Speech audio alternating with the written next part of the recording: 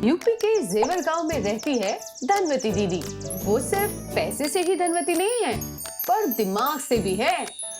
पढ़ी लिखी, शहर घूमी हुई, हिसाब किताब की बिल्कुल पक्की। गांव में किसी को भी कोई दिक्कत हो तो सीधा धनवती दीदी के घर का दरवाजा खटखटाते हैं। पर दीदी के साथ फ्री में मिलती है सलाह देने वाली। स्कूल की छुट्टी के बाद दीदी की पूछ 11 साल की बातूनी बेला। छोटी है पर सबकी दादी है। जो भी दीदी बोले उस बात को मजे से समझाती है। ये दीदी और दादी की जोड़ी बड़ी खूब है।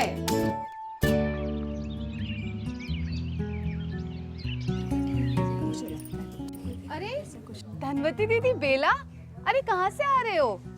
अरे पास के गांव में गए थे। वो अनीता है ना, उसी के पास। ऐसा अनीता को क्या हुआ? सब ठीक तो हैं? ठीक तो नहीं है, खांसी की वजह से बहुत परेशान है।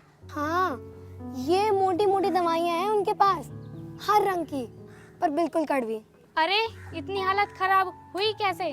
वो धुएंधार चूल्हे पे खाना पका पका कर ये हाल हो गया है। एलपीजी कनेक्शन पहले लगवाया होता तो ये हाल ना होता। अब मोटरसाइकिल जरूरी है या सेहत?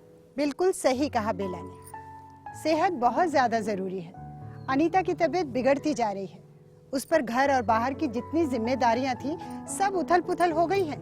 ऐसी कौन सी जिम्मेदारियां हैं दीदी? घर की देखभाल ही तो करती हैं, और क्या? यही तो दिक्कत है, घर की औरत के कितने काम और जिम्मेदारी हैं कोई समझता ही नहीं। चूल्हे चौके से लेकर खेत खलियान तक सब ठप हो जाए अगर घर की औरत काम ना करे। अरे दीदी आप ही समझा दीजिए, ऐसे कौन से काम करती हैं घर की औरतें? ऐसे तुम्हें समझ में नहीं आएगा। मैं तुम्हें अनीता की कहानी सुनाती हूँ, तभी तुम्हें सब कुछ समझ में आएगा। ठीक है। हाँ हाँ हाँ, सुनाइए सुनाइए। अनीता जब बीमार नहीं थी तब वो घर और बाहर का काम संभालती थी। पानी इकट्ठा करना, गोबर इकट्ठा करना, जानवरों की देखभाल करना, उनकी जगह की सफाई करना, दूध निकालना, खाना पकाना, बच्चे और सास की देखभाल करना, और तो और सिलाई का काम करके पैसे भी कमाना। अब आप बताओ, आपकी क्या जिम्मेदारी है दिन भर की? दूध निकाल कर बेचना, खेती करना या मजदूरी करना। क्यों भाई? घर में आमदनी आती रहे, बस यही काम है हमारा। अब बताओ बताओ बताओ, इसके मुकाबले कोई कम काम करती है क्या अनीता, या आपके घर की औरतें? नहीं बाबा, मान लिया मैंने। जब घर का काम एक ही सदस्य पर होगा तो उसके पास दूसरे आमदनी बढ़ाने वाले काम करने का समय कहाँ होगा? भाई हमारे घर में तो आज भी पति पत्नी दोनों मिलकर घर का काम करते हैं, जिससे कि औरत भी 2 पैसे कमाने में हाथ बटा सके। क्या बात कही दीदी, मतलब भैया भाभी का हाथ बटाए घर के कामों में और भाभी भैया का हाथ बटाए आमदनी बढ़ाने में। इसका मतलब दोनों के जीवन का बोझ हुआ आधा और प्यार हुआ ज्यादा। ये हुआ ना फिल्मी वाला हम साथ साथ हैं। फिल्म से याद आया दीदी, वो है ना अपने गांव का शाहरुख खान, वो मुझसे एक दिन बोला कि मैं और मेरी हीरोइन दिन भर कारोबार में कमाते हैं और शाम को चले जाते हैं सैर पे। मैंने पूछा, अरे भाई घर का चूल्हा चौका कौन करता है? तो मुझसे बोला, चूल्हे पे अपनी सेहत क्यों खराब करें, उज्ज्वला स्कीम से एलपीजी सिलेंडर ले लिया है और इलेक्ट्रिक मशीन पे सिलाई करती है मेरी हीरोइन, और बचे टाइम में निकल जाते हैं हम दोनों, कभी मेला में कभी सैर पे। अच्छा ये बताइए दीदी, आगे क्या हुआ अनीता के साथ? अनीता जब बीमार हुई तो उसके घर के सारे काम जैसे ठप से हो गए, और इलाज के लिए पैसे। फिर उसके पति मनोज ने मेरे पास संदेशा भिजवाया और मैं झट से उनके घर पहुंच गई। धनवती दीदी आप ही बताएं अब हम क्या करें। मैंने तो कभी सोचा ही नहीं था कि अनीता इतना काम करती है। उसके सहारे के बिना तो बहुत मुश्किल हो गई है।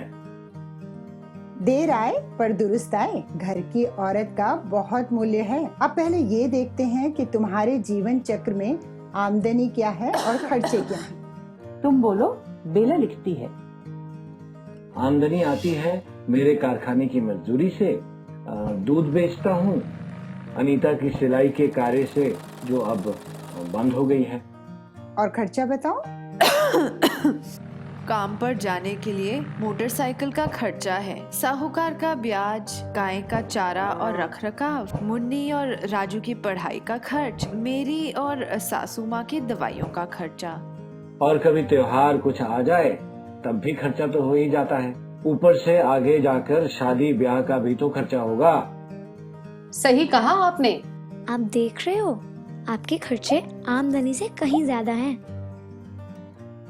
हाँ बेला, तभी तो दीदी की मदद चाहिए हमें। अब आप ही बताइए क्या करें हम? आपका तो नाम ही धनवती है। आप ही बताइए कि धन आयोजना क्या होती है?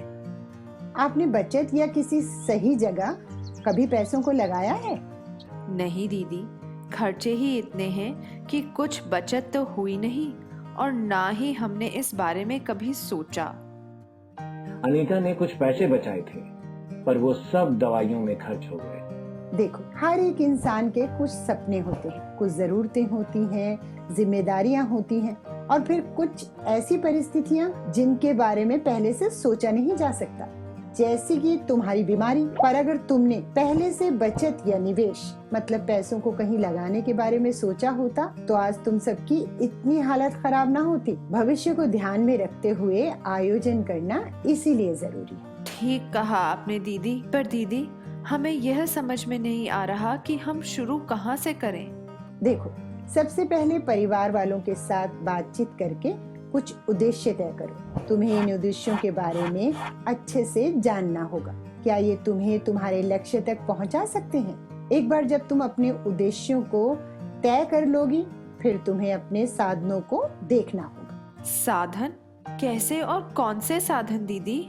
हाँ अनीता, साधन जैसे तुम्हें ये देखना होगा कि कौन सी वो चीजें हैं जो तुम्हें तुम्हारे लक्ष्य को पूरा करने में तुम्हारी मदद या सहायता करेंगी। और हर लक्ष्य के लिए एक नई वित्तीय योजना तुम्हें बनानी पड़ेगी। वित्तीय आयोजना? वो कैसे दीदी? हाँ, वित्तीय योजना। जैसे कि तुम्हारे पड़ोसी ब्रिजेश के सामने 2 लक्ष्य थे। पहला, उसे 11 साल के अंदर अपनी बेटी के आगे की पढ़ाई के लिए 1,50,000 रुपए जुटाना और दूसरा 20 साल में अपना घर बनाना। उसने इन दोनों लक्ष्यों को अलग अलग रखा। पहले लक्ष्य के लिए इन्होंने हर दिन 20 रुपए जमा करना शुरू किया और सालाना उसे जमा करके 7% ब्याज उठाना शुरू कर दिया। दूसरे लक्ष्य के लिए इन्होंने अपने घर को कई भागों में बनाया, इसलिए अपने लक्ष्य को और समय को ध्यान में रखकर अच्छे से तय करो, जिसकी वजह से तुम आसानी से आयोजन बना सकोगे। अनीता, तुम्हें और भी बातों पर ध्यान देना होगा, जैसे कि हमेशा चर्चा या बातचीत करना, इसलिए अपने परिवार के साथ बात करके ही कोई कदम उठाना। धन्यवाद दीदी, मैं इन बातों का ध्यान हमेशा रखूंगी और परिवार के साथ चर्चा करके ही कोई कदम उठाऊंगी।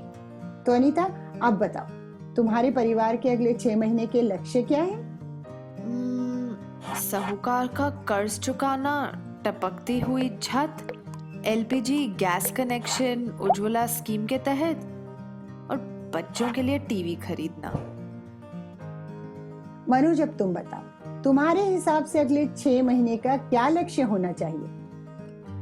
मेरे हिसाब से साहूकार का कर्ज, टपकती छत, माँ को तीर्थ यात्रा पर ले जाना। बहुत बढ़िया। अब ये सोचो कि कौन सा काम तुम्हें सबसे पहले करना है। सोचो कि कौन सा लक्ष्य सबसे जरूरी है और याद रखना कि आज की तुम्हारी वित्तीय स्थिति कुछ खास नहीं है। जी दीदी, सबसे बड़ी परेशानी तो साहूकार के कर्ज की है। क्यों अनीता, मैं ठीक कह रहा हूँ ना? बिल्कुल ठीक कह रहे हैं आप। हमें जल्द से जल्द साहूकार का कर्ज चुकाना और उसके बाद टपकती हुई छत को ठीक करवाना चाहिए। ठीक कह रही हो अनीता, बारिशों से पहले ही ठीक होनी चाहिए, वरना बच्चे भी बीमार पड़ जाएंगे। और एक बार ये 2 चीजें हो जाएं, तो माँ को तीर्थ यात्रा पर भी ले जाऊंगा। बस यही मेरी तमन्ना है। वो तो ठीक है, पर तुम्हें नहीं लगता कि अनीता की बीमारी का बहुत बड़ा कारण चूल्हा है? उस चूल्हे के धुएं से अनीता की यह हालत है, और अगर वो उसी चूल्हे पर खाना पकाती रही तो उसकी तबीयत और बिगड़ सकती है, और तो और घर के बाकी सदस्यों को भी नुकसान पहुंचा सकता है। ठीक कहा दीदी, समय रहते हमें धुआं रहित चूल्हा ले लेना चाहिए। तीर्थ यात्रा से जरूरी है। तीर्थ यात्रा में पैसे भी बहुत खर्च होंगे, जो अभी तुम नहीं कर सकते। हम बच्चों के लिए टीवी भी अगले साल ही ले लेंगे। अगले 6 महीने में हम ये 3 चीजें ठीक करेंगे। ये हुई ना बात। किसी भी वित्तीय आयोजन के लिए ये सबसे पहला कदम है। अब इसके बलबूते पर हम देखेंगे कि हम इन लक्ष्यों तक कैसे पहुँचें। ये तो सही में सोचने वाली बात है दीदी कि कैसे हम इन लक्ष्यों तक पहुंच पाएंगे। इसके लिए तुम्हें ये सोचना होगा कि अगर आमदनी खर्चों से ज्यादा होगी तो बचत होगी, अगर खर्चा आमदनी से ज्यादा होगा तो उधार में रहोगे, और अगर आमदनी और खर्चा एक बराबर होंगे तो घर की दशा वैसे की वैसे रहेगी। तो समझे अनीता?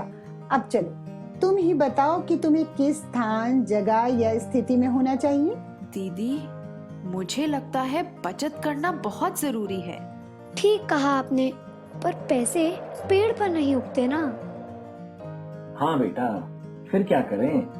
पहले तुम्हें आमदनी के साधनों को देखना चाहिए।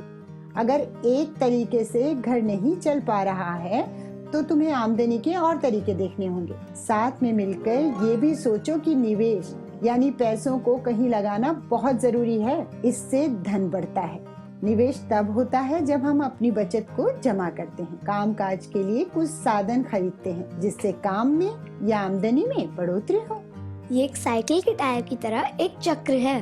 आमदनी आई, बचत की, बचत से निवेश किया, और फिर और आमदनी आई, फिर बचत की, फिर निवेश किया, फिर और आमदनी आई, और हाँ हाँ, समझ गए बिटिया, समझ गए हम। तुम्हारा मुंह भी यूं ही चलता रहता है, लगातार साइकिल के पहिए की तरह। और हाँ, कुछ और बातों का भी ख्याल रखना, जैसे कि खर्च पर ध्यान देना और अपने पैसों का सही तरीके से इस्तेमाल करना। उन पैसों से तुम नई साड़ियाँ खरीद सकते हो और उन्हीं पैसों को तुम अपने बच्चों की पढ़ाई में भी लगा सकती हो। भविष्य के लिए नियोजन करो। यह आपात स्थिति और अलग अलग तरह की परेशानियों में आपकी मदद कर सकते हैं। बचत, निवेश और कर्ज का ज्ञान भी काफी जरूरी है। इससे आपातकाल में मदद के साथ साथ भविष्य में संपत्ति निर्माण भी हो सकता है। और हाँ, बैंक और दूसरी वित्तीय सेवाओं का उपयोग करिए। इससे आपका धन बचेगा और आपको जमा करने पर ब्याज भी मिलेगा। शाबाश बेला, अब तो तुम्हारी बैंक में नौकरी पक्की समझो। अरे बेला, तुम्हें तो बहुत जानकारी है। हाँ हाँ, क्यों नहीं, दीदी की पूंछ बनी जो घूमती है। ये तो हुई अनीता की बात। अच्छा मुझे ये बताओ, एक औरत की क्या क्या जिम्मेदारी है? हमारे यहाँ औरतें घर का काम और खेती बाड़ी में थोड़ी बहुत मदद करती हैं हमारी, और क्या। थोड़ी बहुत मदद। अच्छा एक बात बताओ, जब आप खेतों में जमीन को जोतते हो तो कौन जोतता है? दीदी मैं। बुआई और गुड़ाई करते हो तो कौन करता है? मैं और मेरी घरवाली। फसल कौन काटता है? मैं और मेरी घरवाली मिलकर ही काटते हैं। बीनना और फटकना कौन करता है? मेरी घरवाली। तो इसका मतलब तो आपकी घरवाली भी एक किसान हुई। दीदी, आप घरवाली को किसान कैसे कह सकती हो? ये तुमने सही कहा। औरत घर के बच्चे संभाले, घर के बुजुर्गों को भी संभालती है, सारा घर संभालती है और घर के साथ साथ बाहर भी जिम्मेदारी संभालती है, जैसे खेतों में काम करती है, मजदूरी करती है। फिर भी उसे कम आंका जाता है, उसको बराबरी का दर्जा नहीं दिया जाता। और आदमी जो ज़्यादातर बाहर का ही काम करते हैं, उनका नाम हर जगह लिया जाता है। क्यों ना एक काम करे काका, एक दिन घर की जिम्मेवारी जो मम्मियाँ संभालती हैं वो आप संभाले। नहीं नहीं बिटिया, अनीता की तरह हमारी घर की औरतें भी बहुत काम करती हैं, बस हम ध्यान नहीं देते। हम सोचते हैं औरतों के ऊपर कोई जिम्मेदारियां नहीं होती, हम मर्द लोग ही सब काम करते हैं। यहाँ तक कि हम उनसे घर की बचत के बारे में भी कोई बातचीत नहीं करते। हमें लगता है कि हम मर्द लोग ही पैसा अच्छे से कमा और रख सकते हैं। घर के खर्च और बचत के बारे में घर की औरतों से ज़रूर बात करनी चाहिए, इसके बहुत से फायदे होते हैं। और अब आप लोगों को पता चल गया कि औरत के कितने काम और जिम्मेदारी होती है।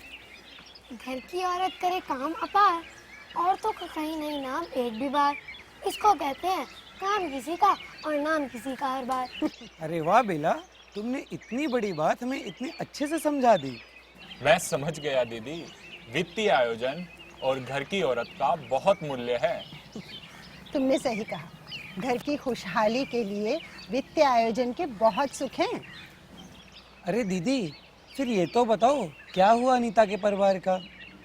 वो सब मैं बाद में बताऊंगी। पहले ये बताओ, जो जानकारी मैंने अब तक दी वो सबकी समझ में आई ना? हाँ दीदी, आई। तो चलो फिर मेरे साथ दोहराओ। अक्कड़ बक्कड़ बम्बे दो, 80 90 पूरे 100, लाख टके की बात बताऊं? हाँ हाँ दीदी, जरूर बतलाओ। पहले अपना लक्ष्य बनाओ, दूसरी अपनी बचत बढ़ाओ, आय खर्च में